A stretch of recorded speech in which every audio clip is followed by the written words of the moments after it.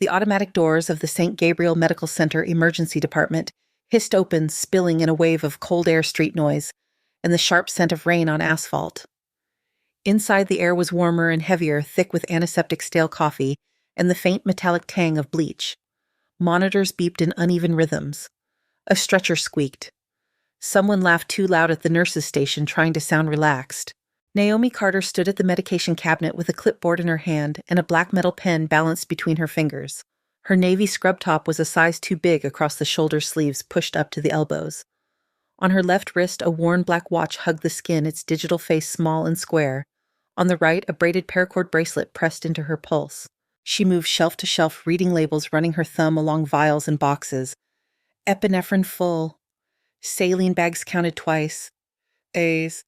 Extra tubing compressed neatly into rows. Every few seconds she wrote something on the inventory sheet, the pen clicking softly as it touched the paper. Behind her, the air shifted. "Carter, you planning to stalk the whole East Coast?" a voice said.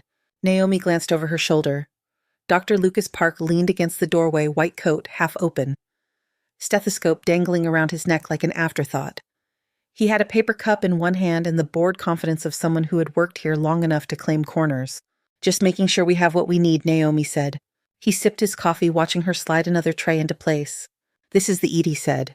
"If we run out, we yell and someone throws stuff at us. You can relax." Naomi closed the cabinet, checked the lock, signed her name at the bottom of the form. "I work better this way," she replied. He shrugged and pushed off the wall.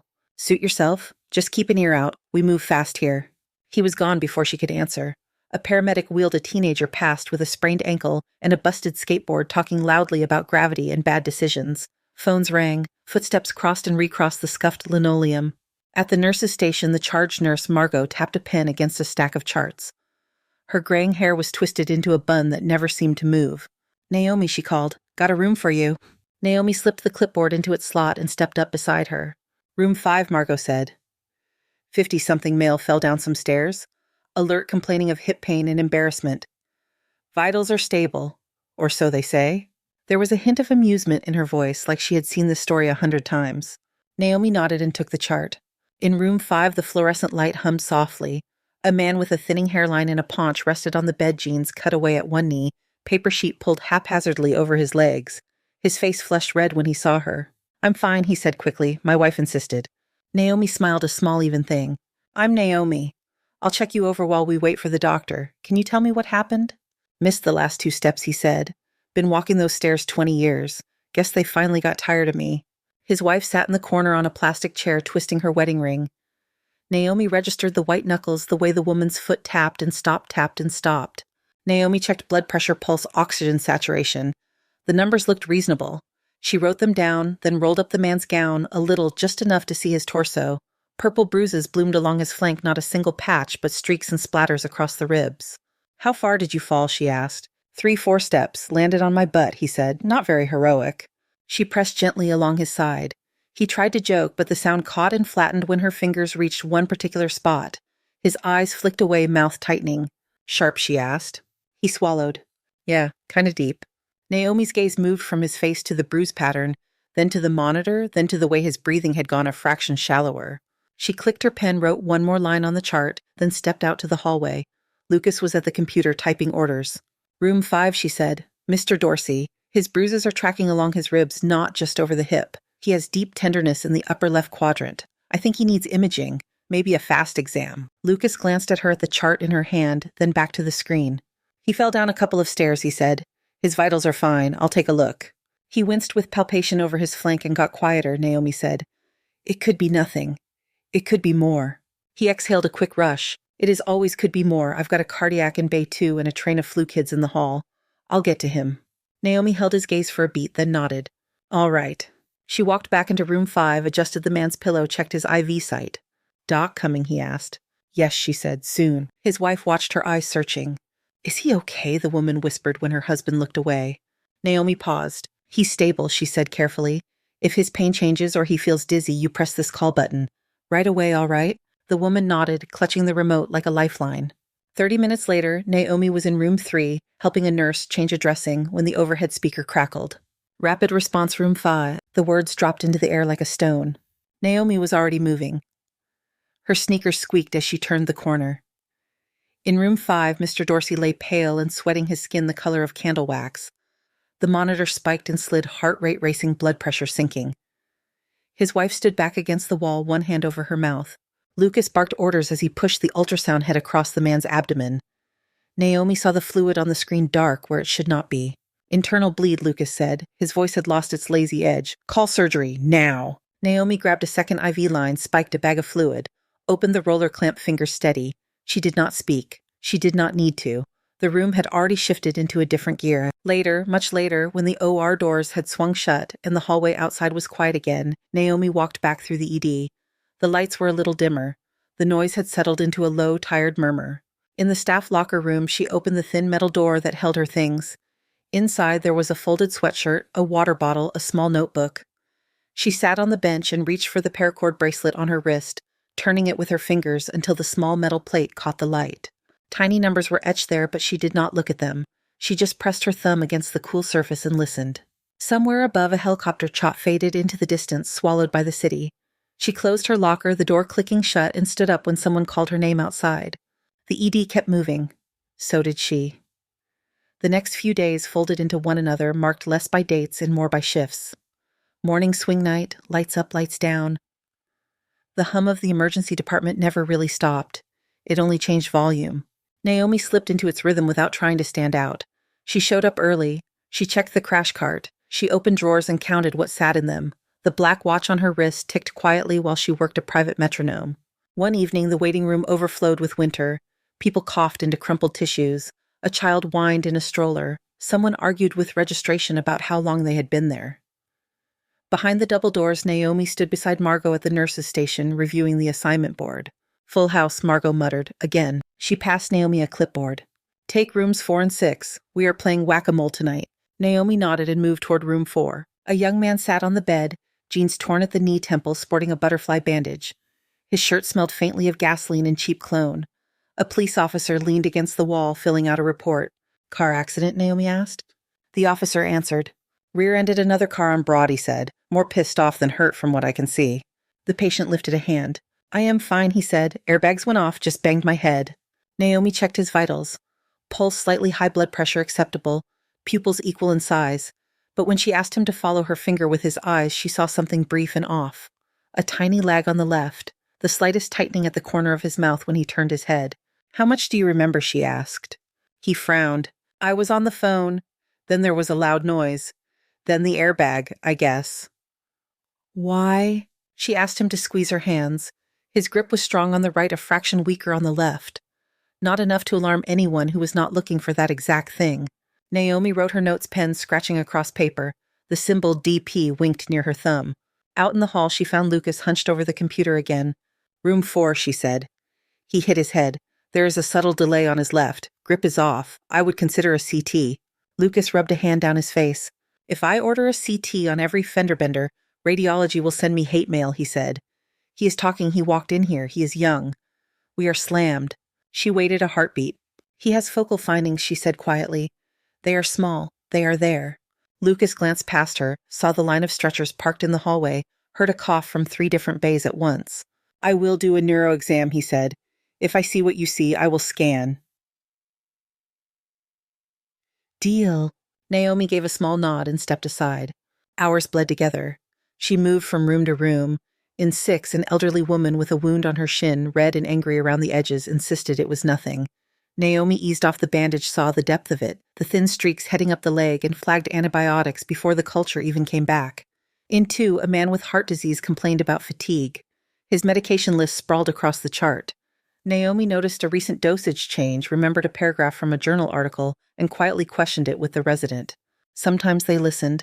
Sometimes they were too tired to do anything but follow habit. During a brief lull, Naomi sat at the back of the nurse's station with her small notebook open. She did not write full stories, just fragments. Left-sided lag, plus no recollection of impact. New dose beta blocker HR in 40s. Dishwater gray skin and sepsis, not just pale. Jessie, the youngest nurse on the shift, plopped into the chair beside her with a sigh. Her dark hair was tied up in a messy bun that leaned dangerously to one side. You are still writing, Jessie said. What is that, a burn book for weird symptoms? Naomi smiled faintly. Patterns, she said. Jessie tilted her head, curious. Patterns of what? Things that did not look like much at first, Naomi said, tapping the page, but turned out to matter. Jessie huffed out a small laugh. If I wrote down every weird thing in here, that notebook would catch fire. Margot called Jessie away before she could say more. Naomi went back to her half-lines in shorthand. The man from the car accident remained in room 4 for another hour, scrolling on his phone, complaining to anyone who came in that he was starving. Lucas did a quick exam, ran through the cranial nerve checklist, then moved on. No scan was ordered. Halfway through the night, the rapid response alarm sounded again. Different room this time. Same drop in conversation. Naomi felt her chest tighten for a second, then her body moved on its own. The car accident patient had been sent to the waiting area for discharge instructions when he suddenly slumped forward, words slurring. His left arm dangled in a way no one could mistake. They brought him back past Naomi in a knot of bodies. For a moment, his eyes met hers, confused and unfocused. In CT, the bleeding in his brain glowed white against the gray. By the time Naomi passed through that wing later, the buzz had died down. He was in the ICU, intubated, but alive. 2 residents talked in low voices near the nurse's desk. He was fine when he came in, one said. You cannot scan everyone. Naomi did not step closer. She just kept walking the soles of her shoes, whispering against the floor. No one mentioned that she had flagged him earlier. It was not malicious. There was simply too much to remember. On a slow afternoon, Margot found her in an empty bay restocking supplies. You know, Margot said, leaning against the doorframe, you are very thorough. Naomi looked up, waiting. Sometimes a little too thorough for this place, Margot added. We do not get to chase every maybe, not with this volume. Naomi placed a roll of tape in the drawer, lining it up with the others. I understand, she said. Margot softened her tone. You ever think about transferring to step down or even clinic work, she asked. Quieter. More time. Less chaos in your face. Naomi wiped her hands on her scrub pants. Frontline is not the problem, she said almost to herself. What was that? Nothing, Naomi said. I like it here. Margot studied her for a second, then nodded. All right, just do not drown yourself in details. You are allowed to breathe. The shift went on. Naomi took a breath and kept moving. Later that week, a helicopter thudded overhead as she stepped out of the ambulance bay to take a moment of fresh air. The sound dropped into her body like a stone tossed into water. For half a second, she was not staring at brick walls in a wet parking lot. Heat pressed against her face. Dust stung her eyes. Someone shouted a name she could not quite hear. The rotors faded. The night air of Philadelphia rushed back in cool and damp. Naomi blinked, her fingers already on the paracord bracelet, feeling the worn braid against her skin. Inside, an EMT called her name, holding open the door for the next stretcher. Carter, you up? She let her hand fall from the bracelet, stepped back into the fluorescent light, and reached for the rail of the incoming gurney. The stretcher she grabbed that night was routine. A grocery store slip, a twisted ankle, a woman more embarrassed than injured. Naomi wrapped iced, reassured. She moved through the rest of the shift in small circles, room to station to supply closet and back. By the time she signed out, the sky over Philadelphia had turned from black to a dirty pink at the edges. Days turned into a loose pattern like that. Busy but manageable. Nothing that made the walls lean in. The break came on a Tuesday. It started quietly. Late afternoon light slanted through the high windows, the city outside sliding into rush hour. The ED buzzed with its usual mix of arguments, coughing, and electronic alarms. Naomi was eating in the cafeteria, a plastic container of leftover pasta on the table in front of her phone propped against a salt shaker. An article on trauma resuscitation glowed on the small screen. She turned a forkful of pasta, not really tasting it, eyes scanning a paragraph about lactate trends. The overhead speakers crackled, then a sharp tone cut across the low murmur of conversation. Attention all personnel. Code orange. Multi-vehicle collision on Interstate 76. City bus and multiple passenger vehicles involved. Estimated 12 to 15 critical patients. Initial ETA 10 minutes. The room stopped breathing for a second. Chairs scraped back. Conversations died mid-sentence. Someone swore under their breath. The sound of running feet began in the hallway, picked up without being asked. Naomi had already set down her fork. Her hand went to the watch on her wrist and pressed a small button. The display shifted to a countdown mode. 10 minutes flashed for an instant, then started to slide. She left the tray where it was and stepped into the flow of bodies heading for the ED. Inside, the noise had sharpened. Margot stood at the central station, grabbing nurses as they passed. Clear bays 1 through 6, she ordered. Move stable patients to the hallway if you have to. Call transport. Call radiology. We are clearing the decks. Dr. Ethan Hale appeared beside her, white coat, open tie askew. His voice was calm but carried across the chaos. All right, listen up, he said. We have a bus and multiple cars. That means blunt trauma glass crush injuries. Some will look fine and will not be. We stick to protocol. Trauma 1 through 3 for the worst of the worst. 4 through 6 for the next tier. Everyone else gets parked and sorted. He looked around at the nurses. Senior nurses take the trauma bays. Residents, you are with them. I want lines, airways, chest assessments. No heroics, just good medicine. His eyes passed over Jesse, over Margot, then landed on Naomi. Carter, he said. Triage Station C, vitals, paperwork, basic interventions only. No independent medical decisions. You send anything questionable to me or to the trauma leads. Clear. Naomi met his gaze. For a moment, it felt like the room pulled back, leaving the two of them standing in a narrower space. Clear, she said. He moved on. The spell broke. The room grew louder again. Naomi walked to Station C. It was a corner of the ED near the ambulance entrance, a narrow desk, and a stretcher bay with 2 thin curtains. On the counter, a fresh stack of triage forms waited beside a blood pressure cuff and a pulse oximeter. She checked the gauge on the oxygen tank, ran her fingers over the crash cart at her elbow. Her pen rested in her pocket, its metal body warm against the fabric. Outside, sirens grew from a distant whine to a layered, urgent howl. The first ambulance backed up to the bay doors, lights spinning red across the wet pavement. The doors slammed open. Cold air and the smell of exhaust rushed in with the paramedics. Middle-aged female, one of them called. Bus passenger, complaining of chest and abdominal pain. Blood pressure a little soft en route, but she has been talking. They rolled the stretcher toward Naomi. The woman on it clutched a blanket to her chest with shaking hands. There was glass in her hair, a smear of blood along one cheek. Her lips looked pale against the bruised skin. Naomi stepped in, slipping a blood pressure cuff around the woman's arm, clicking the pulse oximeter onto a finger. What is your name? She asked. Dorothy, the woman whispered. Dot. Dot, I am Naomi, she said. You are safe. You are at St. Gabriel. I'm going to check a few things while the doctor gets ready, all right. Dot nodded, eyes flitting around the room. As the cuff inflated, Naomi watched her chest rise. The breaths were shallow, but not from anxiety. Each inhale stopped short, not because of fear, but because something inside resisted. The monitor blinked. Blood pressure low, but not blinking red yet. Oxygen in the lower 90s. Not screaming, but not comfortable. Any trouble breathing? Naomi asked. Dot hesitated. It feels tight, she said, like something is sitting on me. The paramedic rattled off details to a resident who had just arrived. Mechanism of injury, speed, seatbelt use. Naomi listened with one ear while her hands moved. She laid her palm lightly on Dot's upper abdomen. The muscles tensed hard under her touch. Dot's face went even paler. Sorry, Dot gasped. That hurts. Naomi looked at the bruise that was beginning to spread across her lower left ribs. Her gaze moved to the monitor again, to the slow slide of the numbers. Her pen was in her hand before she realized she had taken it out. She wrote on the form, quick small script. LLQ tenderness, guarding seatbelt, sign, soft BP. She stepped toward the resident, a young doctor with tired eyes and a little dried blood on his sleeve. She is trending down, Naomi said. Left side abdominal pain. She needs a closer look. We will get there, he replied, scanning the form. She is talking. We have at least 3 with compromised airways coming in behind her. She can go to base 6 for now. He started to push the stretcher. Naomi moved with them, one hand steadying an IV line that had been started in the ambulance. She tightened the tape, checked that the drip was still flowing. Base 6 filled. Naomi backed out already, hearing the next siren. The second ambulance brought a teenage boy, face streaked with dried tears and road dust, one arm in a makeshift sling. He walked at the scene, the paramedic said. Complains of shoulder pain and a headache. No loss of consciousness reported, but he looked a little out of it. They rolled him to Naomi. What is your name? She asked. Evan, he said. His voice wobbled. She took his vitals, clipped the pulse ox, then gently placed a hand on his forehead. Warm, a little sweaty. His pupils were almost even. Almost. The left reacted a fraction slower to the flashlight. Look at me, Evan, she said. Do you remember the crash? He frowned. There was a screech, he said. Then I was on the floor, I think. My sister was screaming. I do not know. My head feels weird.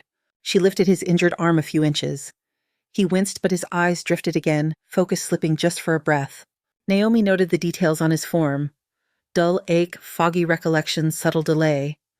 Her pen scratched across the paper. Her watch ticked against her skin. CT for him, she told the resident who stepped in, head at least. He looked at her, then at the boy.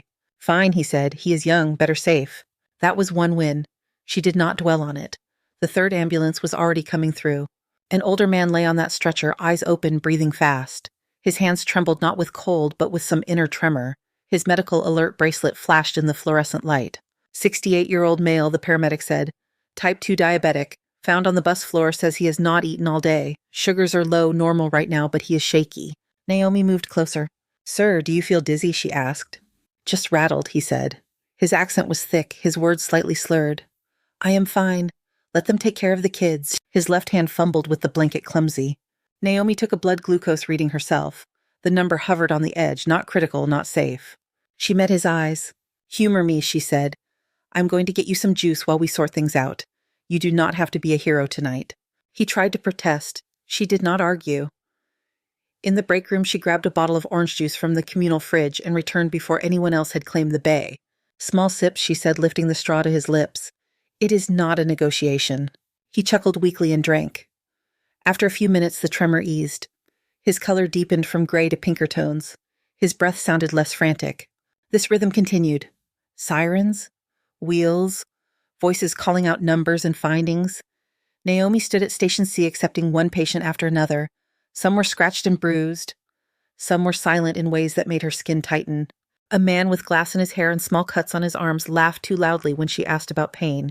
She listened to his chest and heard a whisper missing where air should be. Pneumothorax. She flagged it, got him a chest x-ray and a chest tube before his lung collapsed completely. A woman holding her side brushed off the discomfort as just soreness. Naomi pressed along her ribs, then held pressure on a spot where blood pooled under the skin, slowing a deeper bleed until the surgical team arrived. In each case, her hands moved with a calm that did not quite match the noise around her. She spoke little, but when she did, it was specific. Vitals. Findings. Not guesses. Sirens ebbed, then rose again like waves against the hospital walls. The bus crash had shaken families across the city. Parents arrived breathless, eyes wide, coats thrown on over pajamas. A little girl clung to a stuffed rabbit in the hallway, her face streaked with tears and someone else's blood. Jessie knelt beside her with a damp cloth while talking to a doctor about lab results. At some point in the storm, Ethan appeared near Station C. He had blood on the front of his scrubs. Now, gloves snapped off and hanging from his hand. He watched Naomi for a moment without speaking. He saw the way she adjusted an IV without looking at her fingers, her attention on a monitor 2 beds away. He saw her anchor a cervical collar at exactly the right tightness, then step back to check another patient's breathing with one quick practice look. Patients kept coming. Naomi kept moving. In the corner of her vision, the watch on her wrist flashed numbers she did not fully register. Her hand brushed against the paracord bracelet each time she reached into her pocket for the pen.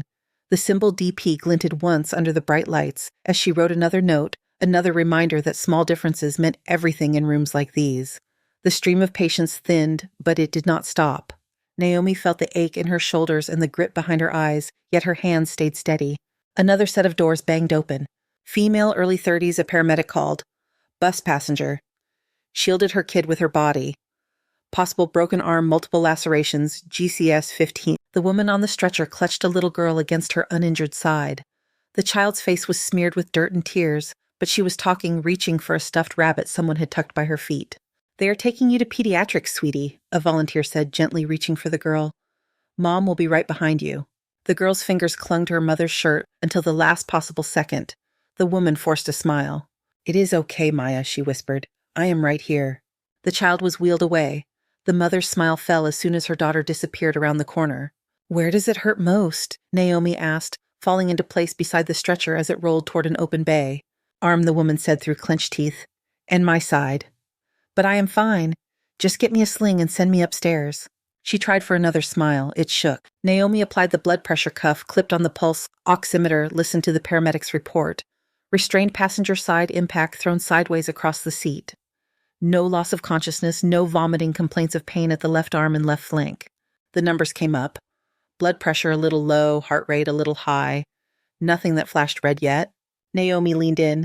Deep breath for me, she said. The woman inhaled. Halfway through, she stopped, eyes widening, jaw tightening. Naomi's palm rested flat on her upper abdomen. She felt the muscles spasm and harden under her touch, felt the quiet resistance like a door someone was leaning against from the inside. Sorry, the woman gasped. That hurts. Feels like a cramp. I'm probably just tense. Naomi rolled the woman gently, checking along the ribs. A faint, fresh bruise traced the line of the seatbelt over her left side. Her belly looked only slightly distended, but Naomi could see the way it rose unevenly. On the monitor, the heart rate ticked upward by a few beats. Naomi wrote quickly on the chart.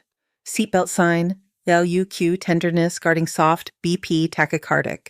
She did not hand the chart to a resident. She walked straight to the center of the chaos. Ethan stood at the base of Trauma Bay 2, speaking with a respiratory therapist. His gloves were slick with someone else's blood, his hair damp with sweat. He looked up when Naomi spoke. "Dr. Hale," she said. "The mother from the bus, the one whose daughter went to pediatrics. She needs the OR." He wiped his forehead with his sleeve. "She has a broken arm and some bruising," he said. "We will get x-rays, control her pain, then reassess. We are triaging chest and head injuries first." Naomi held onto the edge of his attention. "She has left upper quadrant tenderness and guarding." Naomi said, "Seatbelt signs, slow drop in pressure, rising the heart rate. Her abdomen feels wrong." "You know that feeling." Ethan frowned. Other voices pressed around them, calling numbers, lab results, request after request. A bed banged into a wall. Someone shouted for more suction. "Plenty of people walk away from seatbelt bruises," he said. "We cannot send every one of them upstairs on a hunch." "It is not a hunch," Naomi said, and there was something in her tone that made the noise around them fall back a notch. "She is bleeding somewhere she should not be. If you wait for imaging, you will open her up when she's already falling off a cliff." For a heartbeat, neither of them moved. He studied her face, the steady eyes that did not flinch from his. He had heard that kind of certainty before in a sand-colored tent with a generator whining outside and a line of cots filled with men who looked too young to have that much blood on them. "Name?" he asked abruptly. "Her name is on the chart. But you know who I am talking about," Naomi said. "Bay 8. Something in his jaw worked. Then he nodded once. "Prep her for surgery," he called to the nearest resident. "Call the OR, tell them possible splenic injury. I want them ready." The stretcher rolled away. Naomi stepped back into the current of the ED. 90 minutes and several crises later, Ethan stood outside the operating room, listening as the surgeon gave him the bare facts. "Splenic lacerations, 2 sites," the surgeon said. "She was bleeding slowly but steadily. Another hour, maybe 2, and she would have crashed hard. Good catch." Ethan watched the doors close, the woman inside now sedated, her body opened and fixed for now. Back downstairs, the ED finally began to quiet. Sirens faded. Families gathered in clumps in the waiting area, clutching coats and each other. The smell of antiseptic grew stronger than the smell of blood. Naomi was at Station C again. She was not idle. She moved through the aftermath with the same precision she had shown in the storm. She wiped down monitors, changed out half-empty IV bags for fresh ones, coiled cords, restocked the crash cart. Each item went back to a specific spot, as if she believed the world would expect more of them any minute. Ethan lingered in the doorway unseen. She checked the gauge on the oxygen tank twice. She pushed a bin of gauze 3 centimeters to the left so that it sat flush with the edge of the shelf. The black watch on her wrist glowed faintly green in the dimmer lights. The paracord bracelet caught briefly on the cuff of her scrub top, exposing the small metal plate with tiny etched characters before the fabric slid back into place. Coordinates his mind supplied before he could decide not to think it. He stepped forward until he stood beside the cart. "That was strong work," he said. Naomi looked up. "I did my job," she answered. "That was more than just nursing," he said quietly. "Calling an OR on clinical signs before anyone else even saw a red number. Running that code earlier. Seeing that lung that bleed." Her eyes met his, then drifted back to the drawer she was closing. "People were hurt," she said. "We did what we could." He watched her for another moment, questions rising and not yet spoken. Then someone called his name from across the ED and he stepped away. Later in his office, the hospital seemed farther away. The walls muffled the remaining noise. A single desk lamp cast a pool of light over the computer and a stack of charts. Naomi's personnel file lay open in front of him. It was tidy. Community college nursing degree. A rural clinic listed as prior experience. No gaps. No mention of military service. No hint of overseas deployments. It read like dozens of other files he had signed off on over the years, clean and simple. Too simple. He picked up the phone, found a number from an old contact list and dialed. The line clicked a few times before a familiar voice, deeper and rougher than he remembered, came through. "Reyes," the man said. "Jordan, it is Ethan," he said. "Ethan Hale." There was a short pause, then a laugh. "Long time," Jordan said. "You finally get tired of civilians."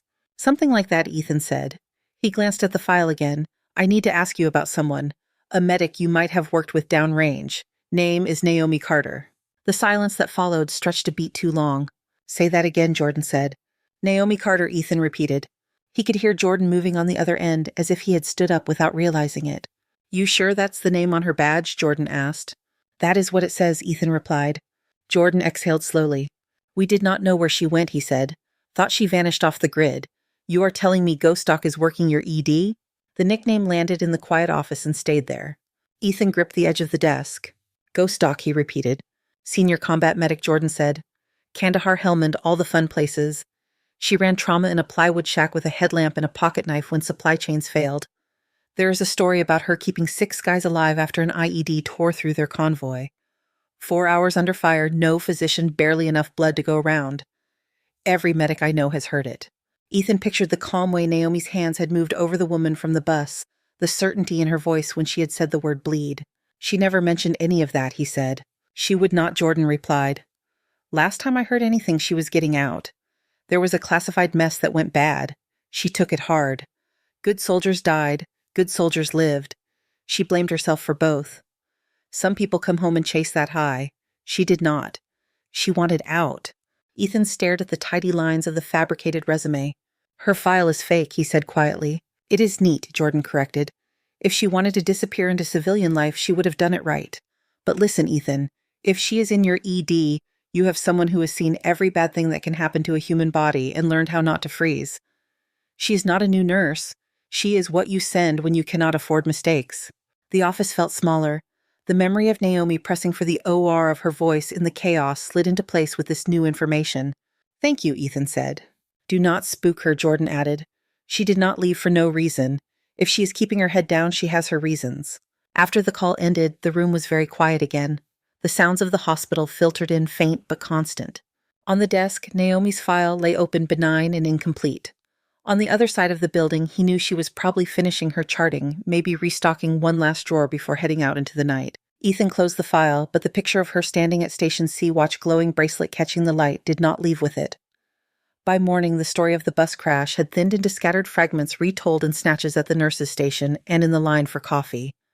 People talked about the tangled wreck on the interstate, the little girl who had walked away without a scratch, the mother who had not. They did not talk about Naomi by name. They mentioned a nurse who had seen things early, but in the blur of adrenaline and exhaustion, details blurred. Naomi walked into the cafeteria for her lunch break with her hair pulled back tighter than usual and dark smudges under her eyes. She carried a turkey sandwich in one hand and her phone in the other. The trauma article she had started days ago still waited on the screen, highlighted where she had left off.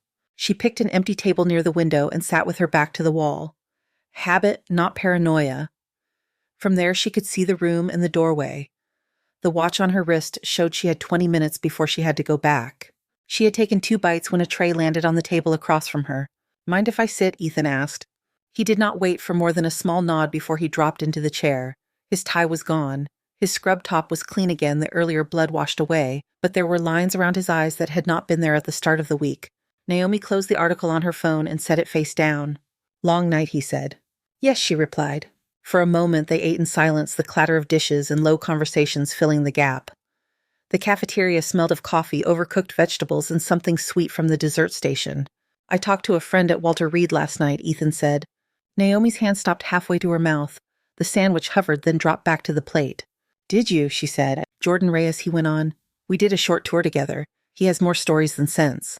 Naomi watched his face, not giving him much. He told me about a medic they called Ghost Doc, Ethan said.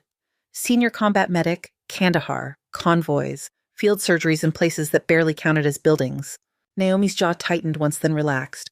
He tells good stories, she said. He told me about a night when a convoy hit an IED, Ethan said softly. 6 wounded, some of them barely holding on. No physician available, 40 minutes to evac. He said this medic kept them all alive with a headlamp, a combat knife, and whatever she could improvise. The cafeteria noise seemed to move farther away. Naomi stared at a crumb on the table between them. Her fingers had gone to the paracord bracelet thumb, pressing hard into the metal plate until the edges dug into her skin. He likes that one, she said after a moment, leaves out a lot. Such as he asked. The smell, she said. Burned fuel, burned fabric, burned skin. Sand in the wounds because there was no time to rinse it out properly. The screaming. The quiet afterward. The part where I thought one of them was gone, then realized his hand was still trying to hold on to mine. She stopped herself, drew in a breath that shook at the edges, and let it out slowly. Ethan did not look away. He said your name, he said. Your real one. Naomi's mouth twitched. I have had a few, she said. Naomi is the only one I want to answer to here. You wrote a different history in your file, Ethan said. You must know that is not standard. I wanted a job in an ED, not a parade, she said. You see senior combat medic and suddenly everyone wants a war story. They want to put you on a pedestal and then act shocked when you cannot walk on water. There was no bitterness in her voice, just a tired flatness. I am not interested in the pedestal, he said. I am interested in the way you see what is wrong before the numbers change. I am interested in the fact that you called a splenic bleed before anyone else did. Naomi picked up her sandwich but did not eat. In Iraq and Afghanistan, if you miss something small, someone dies, she said. You learn not to miss. You train your eyes until they do not trust easy answers. Then you come home and everyone tells you to relax because the monitor is not read yet. Her thumb rubbed the edge of the bracelet until it squeaked against her skin. I could not keep carrying that kind of weight, she went on. Out there, every decision felt like a verdict. I would lie awake for hours replaying them. The ones who lived, the ones who did not. What I did, what I might have done. I left because I did not trust myself to keep making those calls without breaking. She looked up, then meeting his eyes. I came here to be a nurse, she said. To do good work quietly. To help people without waking up nightly to a list of names and what-ifs. Ethan leaned forward, elbows on the table. You may not want that responsibility, he said. But you are still making those calls. You know that, right? I know, she said. My hands know what to do before I think about it. I see a bruise in the wrong place, a breath that is a little too shallow, a pulse that is not just anxious. It is like my body is still in that tent, whether I want it or not. He let that sit between them. I am not going to out you to the entire hospital, he said finally. I am not going to change your title or drag you into 10 committees. But I am also not going to pretend you're just another new nurse who needs to stay at the paperwork station. Naomi's lips curved slightly, though it was not quite a smile. So, what do you want, Dr. Hale? She asked. I want you not to hold back when you see something, he said. I want you to call me out if I'm missing a bleed. I want you to teach the others how to see what you see if you can stand it. Because we are a better department with you in it, whether your file says so or not. Naomi sat very still. The fluorescent light above them buzzed. A cart rattled by stacking plates and clattering cutlery. I am not going back, she said quietly. Not to being ghost doc, not to being the one everyone expects to save everyone. I cannot carry that again. I am not asking you to, he said. I am asking you to be Naomi Carter, the nurse who kept a woman from bleeding out on my watch because she refused to wait for a pretty picture. Her shoulders dropped a fraction as if some unseen tension had let go. You are very confident for someone who just found out half my file is fiction, she said. I have good references, he replied. That earned him a small, real smile. She picked up her phone, glanced at the time. My break is over, she said. I need to get back. She stood, then paused. As long as I'm working here, she said, I will not let someone die because I was afraid to act. That is as much as I can promise. That is enough, he said. She walked away, tray in hand, shoulders squared. Word of her work during the bus crash moved through the ED in quiet channels. No official announcement, no emails, just small shifts. Residents started listening a little closer when she suggested an extra test. Nurses began to ask her opinion in low voices at the edges of the station. On a slow evening, Jessie found her in an empty bay rolling a portable monitor back into place. Naomi, Jessie said, can I ask you something? Naomi set the monitor against the wall and turned. Mrs. Patterson yesterday, Jessie said. The woman in Bay 3 with the vague chest pain and normal EKG. Everyone thought it was reflux. You looked at her once and told Dr. Park you wanted enzymes and observation, not discharge. How did you know? Naomi thought for a moment. She was sweating, Naomi said. Not from effort. You could see it in the way it gathered at her hairline. Her jaw was tight. She kept rubbing her left shoulder, not her chest. Women do not always present like the textbook. You learn to listen to what they are not saying. Jessie frowned, replaying the image. I saw the shoulder thing, she said. I thought she was just cold. Naomi reached into her pocket and pulled out the metal pen, turning it between her fingers. When something feels off, ask why, she said. Not just once.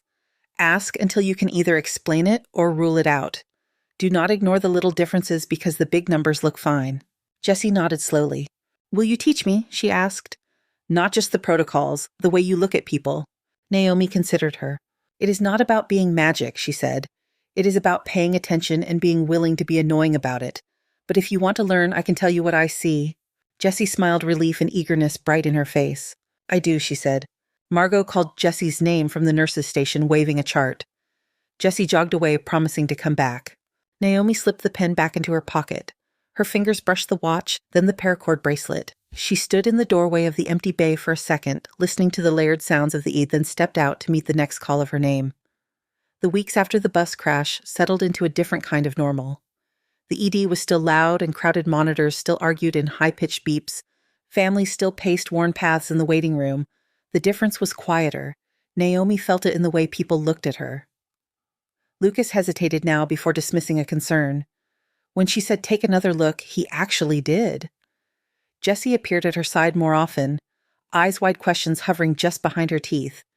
Even Margot, who had been here longer than anyone, paused to ask, "What is your read?" when a patient gave off a feeling that did not match the chart. Naomi did not seek those moments out. She did not stand taller or talk louder. She just kept watching and touching and listening the way she had always done. One Tuesday afternoon, the ED was full but not frantic. Rain hit the high windows in steady taps. A man in his 50s lay on a stretcher in Bay 2 shirt, open EKG leads pasted across his chest. He complained of dizziness, nothing more. His blood pressure was a little low.